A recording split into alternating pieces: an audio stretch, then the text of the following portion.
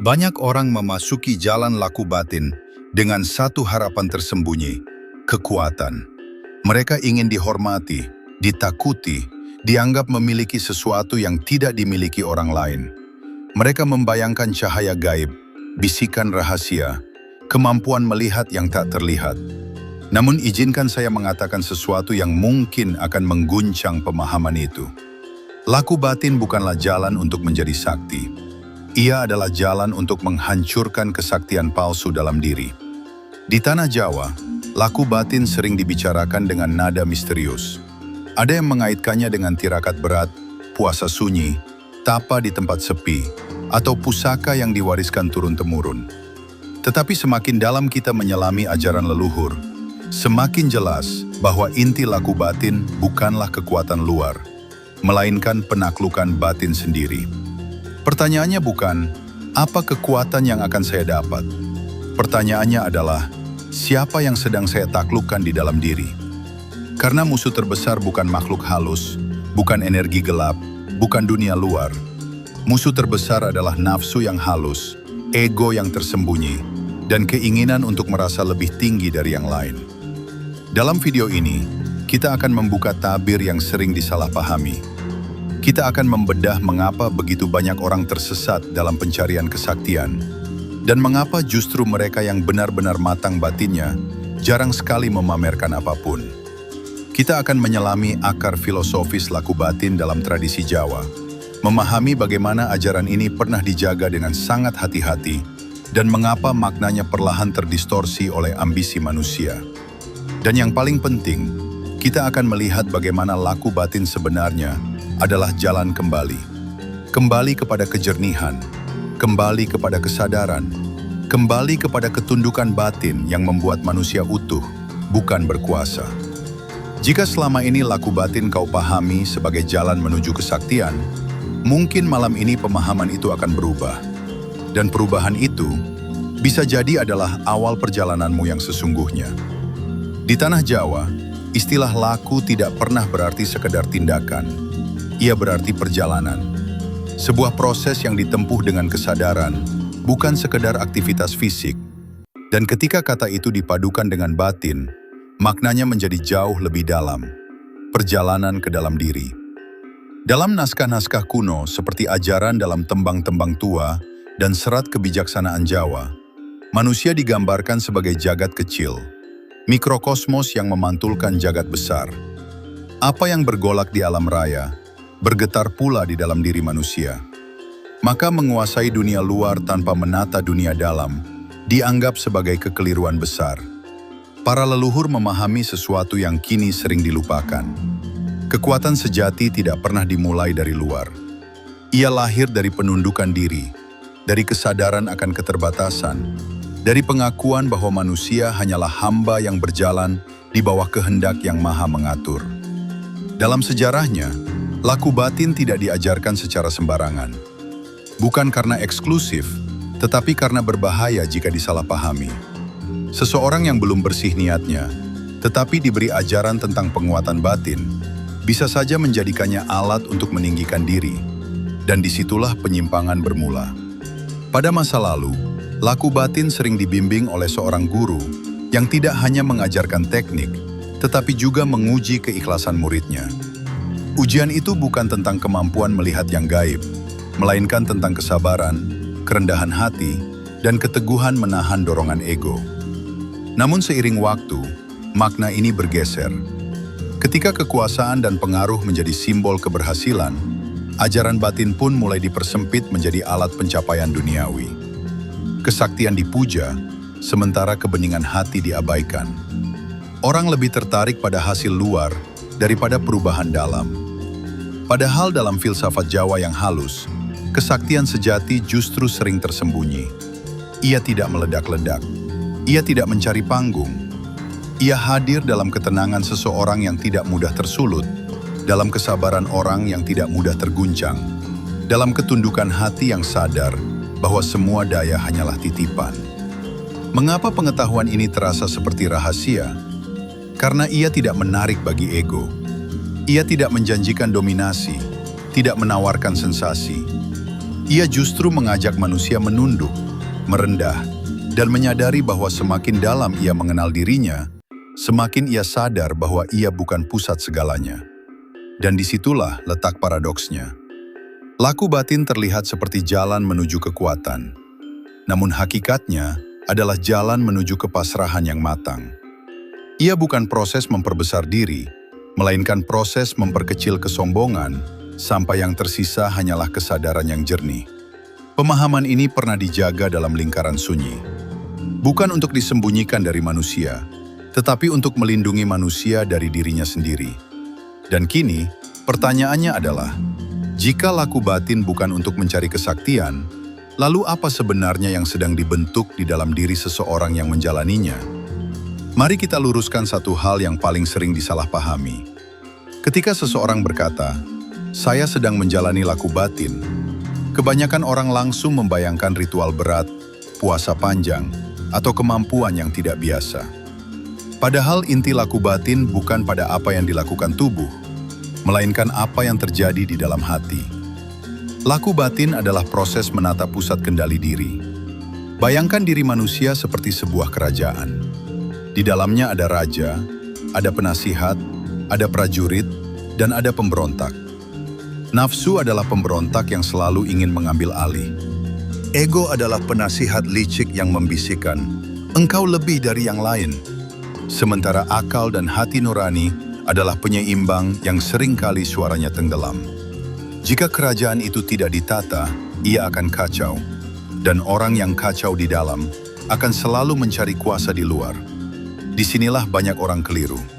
Mereka merasa semakin banyak tirakat, semakin dekat dengan kesaktian. Semakin berat puasanya, semakin tinggi derajatnya. Namun laku batin bukan perlombaan ketahanan fisik. Ia bukan tentang seberapa lama menahan lapar, tetapi seberapa dalam menahan amarah. Bukan tentang berapa hari menyepi, tetapi seberapa kuat menahan dorongan untuk dipuji. Kesaktian yang dicari di luar seringkali hanyalah kompensasi dari kelemahan di dalam. Orang yang haus pengakuan akan mudah tergoda oleh cerita kekuatan gaib. Orang yang ingin dihormati akan tertarik pada aura misterius. Tetapi laku batin sejati bekerja diam-diam. Ia mengikis keinginan untuk dipandang istimewa. Seorang yang matang batinnya tidak sibuk membuktikan apapun. Ia tidak merasa perlu menunjukkan kemampuan, karena ia tahu, semakin seseorang merasa perlu terlihat sakti, semakin besar kemungkinan ia sedang dikuasai ego yang halus. Laku batin dimulai dari niat, dan niat adalah akar yang menentukan arah pohon. Jika niatnya ingin dihormati, maka seluruh perjalanan akan dipenuhi ambisi. Jika niatnya ingin menguasai, maka setiap pengalaman akan ditafsirkan sebagai alat kekuatan. Namun jika niatnya ingin membersihkan diri, maka setiap ujian akan menjadi cermin. Dan ujian itu nyata. Ujian pertama dalam laku batin bukan gangguan gaib. Ia adalah rasa jenuh, rasa bosan, keinginan untuk berhenti karena tidak ada hasil spektakuler. Banyak yang mundur di tahap ini karena mereka tidak melihat kekuatan muncul. Padahal justru disitulah kekuatan sejati sedang dibangun. Seperti besi yang ditempa dalam api, ia tidak langsung menjadi pedang. Ia dipukul, dipanaskan, didinginkan, lalu dipukul lagi. Prosesnya sunyi, tidak indah, tidak dramatis, tetapi perlahan ia menjadi kuat. Laku batin bekerja seperti itu. Ia membakar kesombongan sedikit demi sedikit. Ia memukul ego tanpa terlihat. Ia mendinginkan amarah yang dulu mudah menyala. Dan ketika seseorang mulai tidak mudah tersinggung, tidak mudah iri, tidak mudah tergoda, itulah tanda awal kekuatan yang sesungguhnya. Namun ada satu pertanyaan yang sering muncul dan jarang dijawab secara jujur. Jika bukan kesaktian, mengapa dalam sejarah ada tokoh-tokoh yang dikenal memiliki kekuatan luar biasa setelah menjalani laku? Apakah itu kebetulan? Ataukah ada sesuatu yang lebih dalam yang belum kita pahami? Disinilah perjalanan kita akan masuk ke lapisan berikutnya. Sekarang kita masuk ke wilayah yang lebih halus. Memang benar, dalam sejarah Nusantara ada sosok-sosok yang dikenal memiliki kemampuan luar biasa setelah menjalani laku yang panjang. Namun disinilah paradoksnya. Mereka tidak pernah menjadikan kesaktian sebagai tujuan. Kesaktian, jika memang muncul, adalah efek samping, bukan inti. Bayangkan seseorang yang membersihkan cermin berdebu selama bertahun-tahun. Tujuannya bukan agar cermin itu memancarkan cahaya ajaib. Tujuannya hanya satu, agar ia bisa melihat dengan jernih. Tetapi ketika cermin itu benar-benar bersih, cahaya yang memantul darinya terlihat begitu terang. Apakah cahaya itu diciptakan?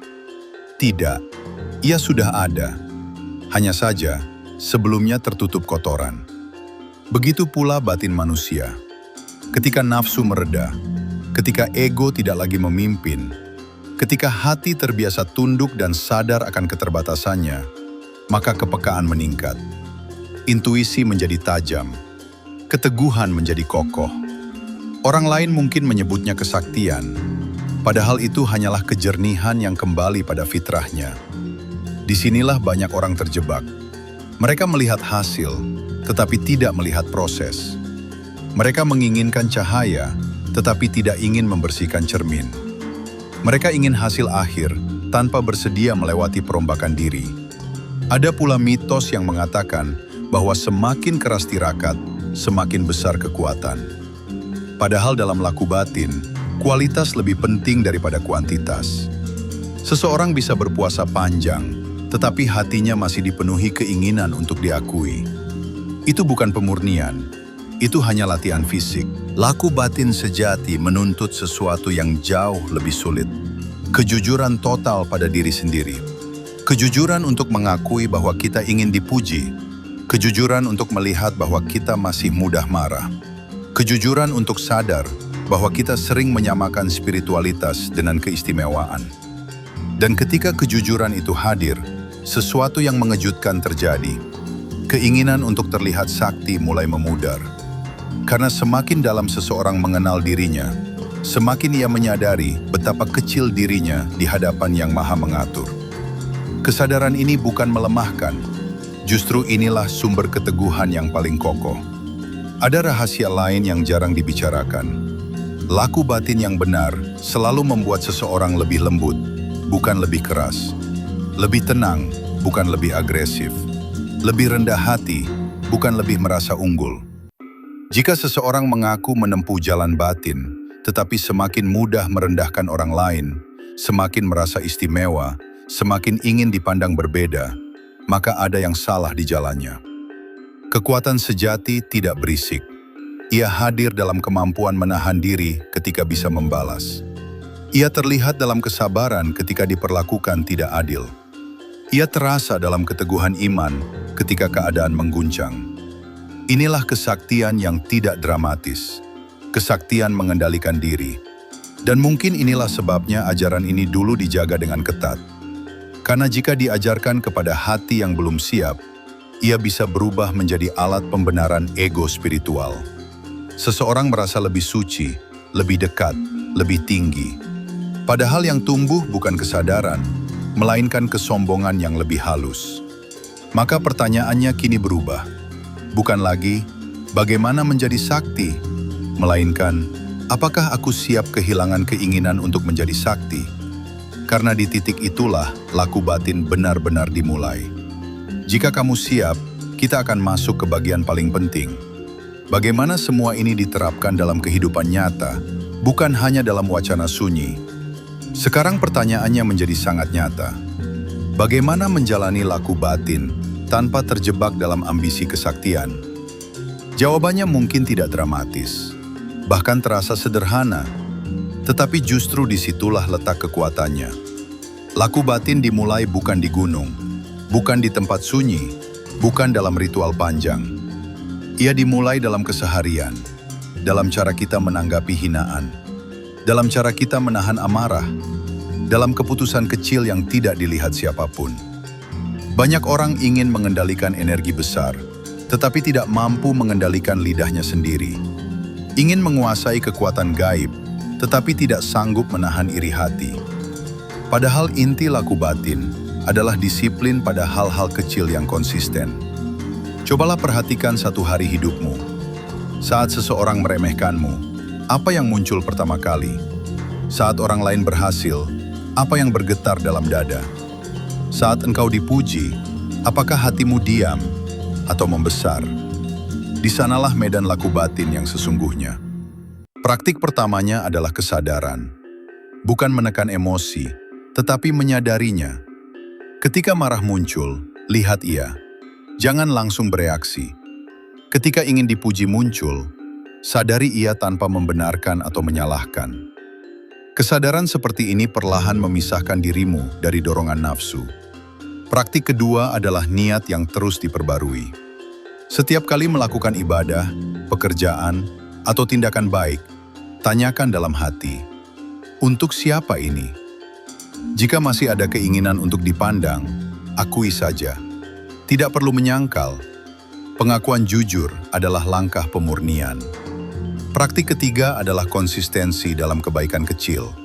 Menjaga ucapan, menepati janji, tidak menyakiti meski mampu. Ini terdengar biasa, tetapi justru konsistensi seperti inilah yang membentuk fondasi batin yang kokoh. Ada satu jebakan yang sering muncul dalam perjalanan ini.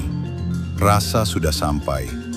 Merasa lebih tenang, lalu menganggap diri lebih matang. Merasa lebih sabar, lalu menganggap diri lebih tinggi. Ego spiritual sangat halus. Ia tidak datang dengan amarah, tetapi dengan kebanggaan tersembunyi. Cara menghindarinya adalah dengan selalu mengingat keterbatasan diri. Bahwa semua ketenangan yang dirasakan hanyalah karunia, bukan hasil mutlak usaha pribadi. Kesadaran ini menjaga hati tetap rendah dan tidak mudah tergelincir. Laku batin juga menuntut keberanian untuk melepaskan citra diri.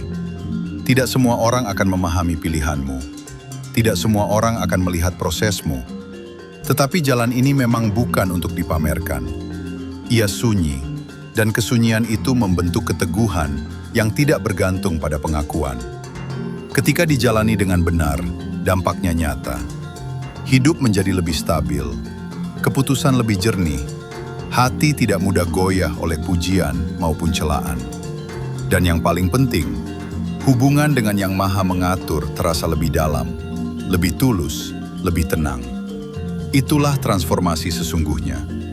Bukan menjadi manusia yang ditakuti karena kekuatan, tetapi menjadi manusia yang kokoh karena ketundukan. Dan ketika ketundukan itu tumbuh, kesaktian kehilangan daya tariknya. Jika kamu siap, kita akan menutup perjalanan ini dengan kesimpulan yang mungkin akan mengubah cara pandangmu selamanya. Kita telah berjalan cukup jauh malam ini. Kita mulai dengan satu pernyataan yang mungkin mengguncang. Laku batin bukan untuk mencari kesaktian. Dan semakin dalam kita menyelaminya, semakin jelas bahwa jalan ini bukan tentang menjadi lebih kuat dari orang lain, melainkan tentang menaklukkan diri sendiri. Kita melihat bagaimana sejarah dan ajaran leluhur menjaga laku batin sebagai jalan sunyi, bukan sebagai panggung kekuatan. Kita memahami bahwa kesaktian, jikapun muncul, hanyalah efek samping dari kejernihan hati, bukan tujuan utama. Kita membedah bagaimana ego bisa menyusup bahkan dalam perjalanan spiritual, menjadikan pencarian suci berubah menjadi ambisi tersembunyi. Dan akhirnya kita sampai pada inti yang sederhana namun berat. Kekuatan sejati adalah kemampuan mengendalikan diri, menahan amarah ketika mampu meluapkannya, tetap rendah hati ketika memiliki alasan untuk sombong, tetap jujur ketika berbohong terasa lebih menguntungkan. Itulah kesaktian yang tidak terlihat, tetapi mengubah nasib seseorang secara perlahan. Laku batin adalah proses kembali pada kejernihan, kembali pada kesadaran bahwa manusia tidak pernah berdiri dengan kekuatannya sendiri. Ada kehendak yang lebih tinggi yang mengatur setiap detak kehidupan. Dan ketika hati benar-benar menyadari itu, ia tidak lagi sibuk mengejar kuasa. Ia sibuk memperbaiki diri. Mungkin setelah video ini, kamu tidak akan lagi bertanya, bagaimana caranya menjadi sakti? Mungkin pertanyaannya berubah menjadi, apakah aku sudah cukup jujur pada diriku sendiri? Karena di sanalah semua perjalanan dimulai. Jika pembahasan ini membuka cara pandang baru dalam dirimu, tuliskan pemahaman terdalammu di kolom komentar. Bukan untuk dipuji, tetapi untuk saling menguatkan dalam perjalanan sunyi ini. Dan jika kamu ingin terus menyelami lapisan-lapisan kebijaksanaan yang tersembunyi di balik ajaran leluhur, pastikan kamu tetap mengikuti perjalanan ini. Karena jalan sunyi tidak pernah ramai. Tetapi bagi mereka yang berani menempuhnya, ia mengubah segalanya.